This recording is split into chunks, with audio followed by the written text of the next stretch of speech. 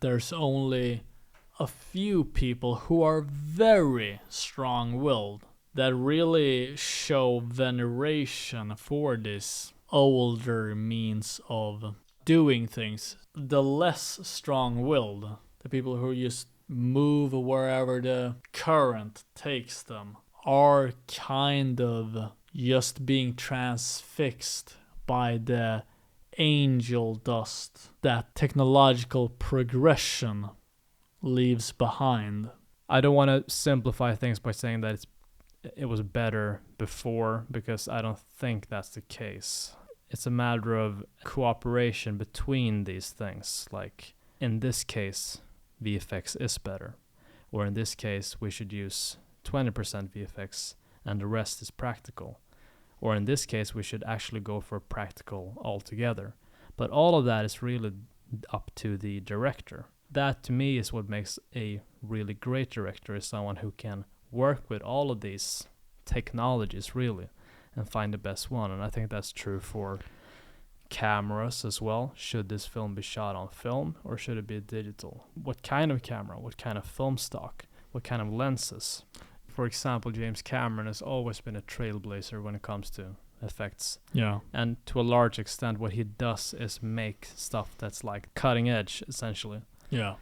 So if he were to make Avatar and say like claymation or something, it would be a very different thing. Yeah. So it really is the mark of the director what kind of technology you want to use. It relates to animation, also live action, but also art in general. What kind of canvas do you want to use? What kind of paint do you want to use? It's all just a matter of the artist's decision. So you can't really say that VFX is bad per se. Yeah, or that but practical effects are bad. But I agree with you. But I mean, like, if everybody is swayed into using new technology, it's not necessarily the case that they just think it's better to do it that way. It could also be the result of them not being strong-willed. But I think that doesn't negate what I said, really. What I think is that a director should look beyond whatever current trend is going on and whatever people are yelling at him or her that you must do this. You must do it this way. It really shouldn't matter if it's a new technology or an old technology. What should matter is what's best for this artwork. You as a filmmaker should make a conscious decision why you want to shoot it digitally or on film. For example, you must have the argument for that, and that is the mark of the artist. I think we both have the same view, but a lot of people who say like, yeah, but I do what my intention is. But you know, if it always coincides with the new technology, it always coincides with what is expected of you as a filmmaker of your era. Just out of likeliness, I would say that it's very doubtful that is the case. And it's more so the case that you're being swayed by trends of your time.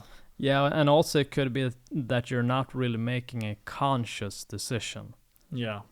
You're essentially just kind of taking what's presented in front of you on your table. Exactly. And sometimes that could be the best option. But the thing is, if you haven't really even thought about it, you've just taken something. I, as an artist, wouldn't want to do it that way. I would want to examine what options I have. Yeah. And make a conscious decision that I wanted to do it this way. And that decision could be based on, I just think it looks great.